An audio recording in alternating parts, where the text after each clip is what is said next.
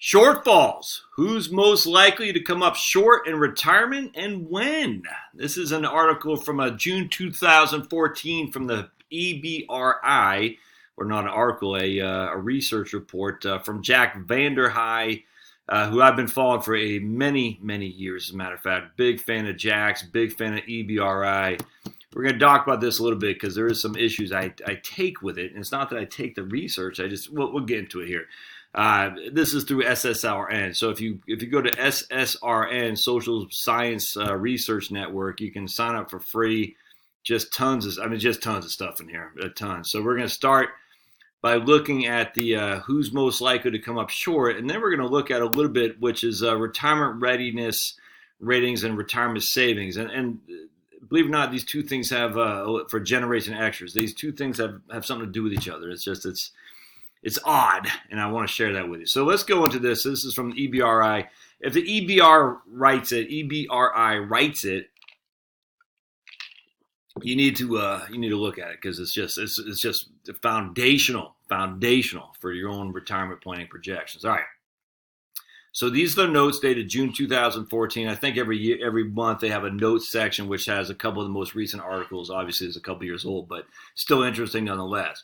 And you can see they have HSA, HRA. We're not going to talk about that here. So this is 100 and I can't remember how many pages this sucker is. A bunch of pages. We're only going to talk a little bit about the first finding from Jack. So just FYI, when I was doing my master's degree, I tell you that master's degree is tough. It's through the College for Financial Planning out of Colorado Springs. That was tough, man. For 18 months, I was doing that, and it taken 2 classes, essentially not a semester, like 2 classes every 8 weeks or something like that. I can't remember. It was research on top of research on top of research. It was insane, painfully insane. So when I finished up, I was like, oh, thank God, because I'm never going back to school. But anyway, so I did a lot of research, and Jack Vanderhei came up a lot, and so I got nothing but respect for the guy in the eBRI. So. But in this case, it was just odd because I'm like, okay, I get it, but I'm not quite following it where you're getting it. So let's talk about this. So shortfalls, who's most likely to come up short in retirement and when? Jack Vanderhei is a PhD. So we're going to talk about this. The notes, okay. This notes article, again, remember the notes is kind of like their monthly, I guess, newsletters, what they do, the eBRI. And this looks like it's starting to rain out there.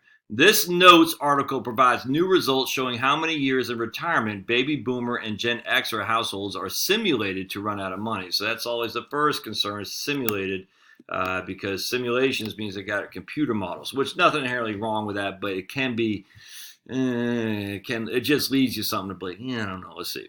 And then secondly, by pre-retirement income quartile. So we got a couple of things that make me just a little bit, not nervous, but just, okay, let's dive into it.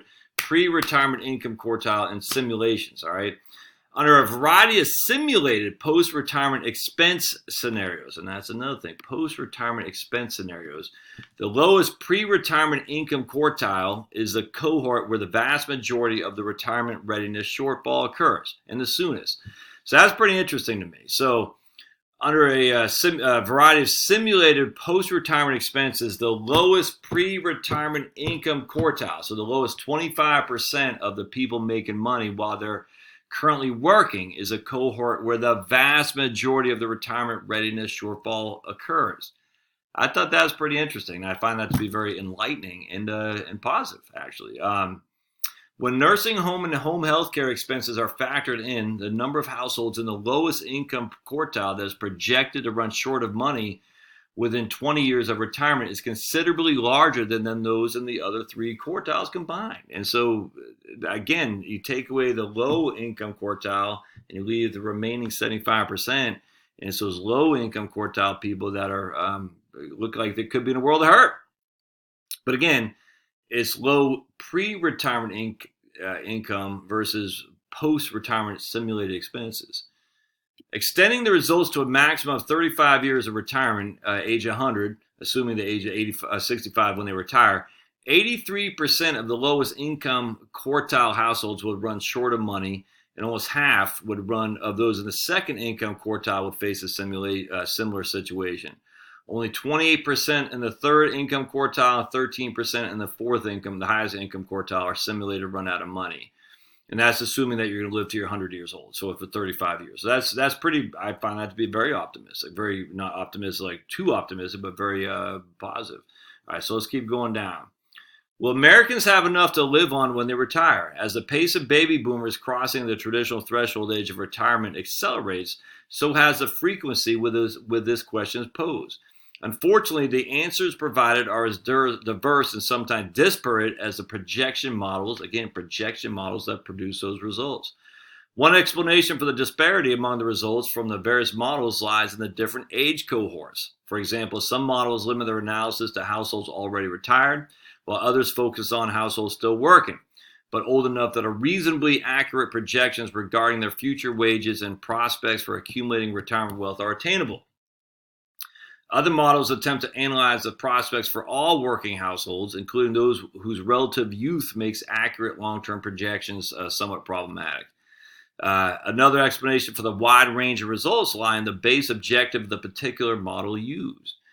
This notes, and again, that's the newsletter, begins with a brief introduction of the various methods of quantifying retirement income adequacy. All right, so they use at the eBRI, Jack has come up with this thing called Retirement Security Projection Model, which they've trademarked RSPM. This is followed by a series of results from the RSPM focus on the percentage of baby boomer and Generation Xer households simulated to run short of money in retirement, as well as an estimate of how soon that will take place after retirement. In that, there are different perspectives on the flexibility of individuals in retirement to adjust lifestyle and/or spending. Results are presented under three separate thresholds of deterministic expenses. So deterministic expenses are, we are saying these are your going to be expenses, and we're going to give you 80, 90, and 100% of average expenses. And this is where I have a big, I have a big issue here, as well as without and with nursing home and home care expenses. So basically, we have a couple things. We have deterministic. We have an average expenses, and we're going to say you have average expenses of 80% of the average, of 90% of the average, or 100% of the average. And then on top of that, we're going to say you have deterministic of 80, 90, and 100% of the average with home health care or nursing home and without. Quantifying retirement income adequacy. Now, all right, let me just go into why I find this to be a little bit problematic. What is the average? What is the average? And I'm going to show you something here in just a second, which kind of shows it, but it doesn't. Not adequate enough, or at least for me. And I've spent the last 2 hours trying to, I've had this thing on looking at all last night. It's like, where are we getting these averages from? And I'll show you, but it's not adequate in my opinion. If I may, just side note, everything on retirement is based on expenses. I mean, everything is based on expenses. We focus so much on your income generation, i.e. you have $100,000, so we'll take the 4% rule. You can take $4,000 a year from that. But that's putting the cart way before the horse, man. I mean, that's put the cart before the horse was even born. Because, all right, that's fine, but the fundamental question we need to answer is, how much do you need? That's the fundamental thing is. And so every retirement thing is focused, in fact, I just think it's skewed. It's saying this is the amount of money you could generate. Okay, but why are we generating that? Because we have expenses. Exactly. So the expenses are the primary concern. So until we know expenses, well, to put the retirement income that we can generate before we know what we need doesn't make any sense. You see what I'm saying? But Josh, if you need $60,000 and you only generate $30,000, then it's a moot point. It is a moot point. Exactly. That's why we need to focus on the expenses. What can we do to minimize those or something like that? Because you cannot expend that kind of money or spend that kind of money in retirement. So focus on the expenses. Then we say, okay, we've got our expenses down to a real number. How much then do you have in order to meet that? Social Security, retirement, but you got to focus on expenses first. All right, quantifying retirement income adequacy. Several different approaches have been used to quantify and model retirement income adequacy. All right, some either, one, model only accumulation side of the equation and then rely on some pre-retirement income replacement pre-retirement income replacement, as a rate as a measure of threshold for success, and I don't like that at all.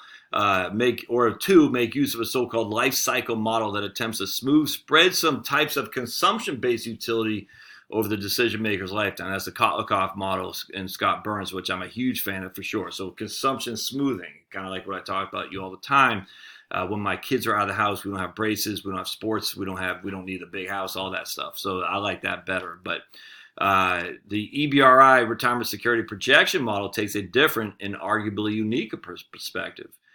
Rather than focus on an individual's projected ability to achieve a designated percent of his or her pre-retirement income as a proxy, our SPM grew out of a multi-year project to analyze future economic well-being of the retired population at the state level by focusing on individuals would run short of money and perhaps a financial obligation of the state. All right, and they talk about some of the resources they've used with the state of Kansas, Massachusetts, and Oregon. All right, so let's go down here. And they talk about some of the other reasons why they don't use annuitization and whatnot, and that's fine. All right. So in a similar vein, life cycle smoothing model, again, what the Kotlikov model was rejected for the development of the eBRI approach, given the extraordinary low levels of optimal savings that approach provides for low income individuals at retirement. So while there's little doubt that some households may be able to assist at low level income in retirement as a result of the support from means tested program, including early eligibility for Medicaid, from a public policy perspective, eBRI chose to establish a threshold that would allow households to afford average expenditures throughout their retirement. See, again, this is it again, afford average expenditures throughout their retirement, while at the same time accounting for the potential impact of uninsured long-term care costs. So basically what they're saying is, see, this is where I disagree with this 100%, and why I like the consumption smoothing model. Because basically they reject the consumption smoothing because the extraordinary low levels of optimal savings that are required under the consumption smoothing for low-income individuals. And there's a little doubt that some households may be able to subsist at low income levels of retirement. And they say as a result from support from the state. I mean, I get that. And of course, these are states who initially hired Jack and the crew at eBRI. And they're like, man, we got to get out of the Medicaid business. I get that 100%. But that doesn't change the fact that low-level income households might have different needs than the average expenditures throughout retirement. You see what I'm saying?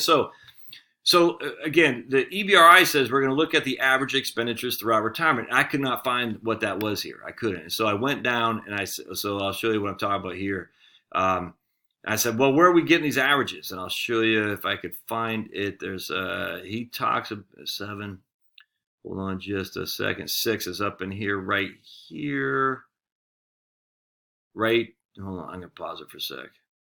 Reading through Jack's research here, the closest I could find of how they identify expenditures was his number 7 here, which previous eBRI research has demonstrated one of the biggest financial obstacles in terms of maintaining retirement income adequacy for households who might otherwise have sufficient financial resources at retirement is their long-term care cost. Okay, so I said, okay, so I was sitting there, I was pulling my hair on my head, said, where is he getting this average expenditures? I couldn't find it, and the closest I could find was number 7 footnote. So I come down here, and I'm like, okay, where's number 7? And if we scroll down, and we come down to his footnotes, well, I'll go back and I'll look at some of these here a little bit.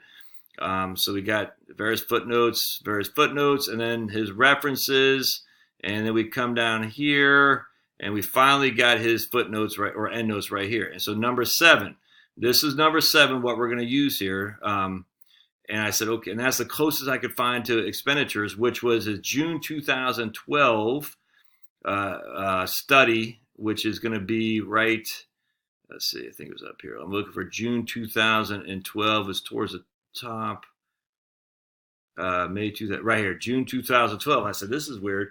Retirement readiness and retirement savings shortfalls for Generation Xers. I said, okay, so that was the weird one. I said, why would that be the expenditures? But let's go into it. So we find this article here, which shares with us, it's actually right here. Okay, right there. Right here. So this one shares with us actually who are the people, what they're using for expenditures. All right, and it was weird. So let me just, and I'm not gonna. I brought this up. You can look at it, but here, let me just share with you what it was. I'll read it to you. Hold on, I'm going to pause it. Hold on just a sec. Right, so this is from the eBRI notes dated June 2012, which is, again, the number 7 of the footnote, which kind of gives us a approximation of expenses. And I don't get it, man. So let me show you what he says the expenses are here. Let's see here. I just had it right here. All right, so Derhei provides updated information on the percentage of households simulated to be at risk of having insufficient retirement income and assets to cover retirement expenses. What are retirement expenses? They're based on the average expenses of those aged 65 or older throughout retirement and specific income and age groupings determined by a proxy for the household's retirement income. I don't even know what that means.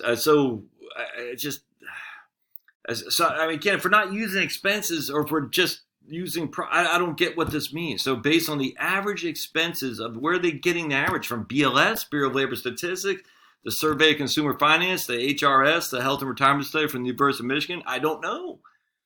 But I don't understand why they're not identifying from where those expenses are coming, because that's the key driver of all this. Based on the average expenses of those aged 65 and older throughout retirement and specific income and age grouping. So is it specific income of your 1040? Is it specific income from the Census Bureau? We've already talked about how the Census Bureau information is wrong. I mean, what if you have, I did a plan for a guy yesterday. Show him if he does Roth conversions, they can have like $200,000 a year in income with no taxes. But that doesn't show on the 1040. I mean, literally the Social Security is getting like $135,000 in Social Security. Only $25,000 of was taxable, which means the rest is completely. But 25 it goes to his AGI. But between he and his wife, his standard deduction eats that alive, so he's got zero. So he shows on the front page of the Social Security of the 1040 that has $25,000 of adjusted gross income. That's it. But he has got $125,000 of Social Security.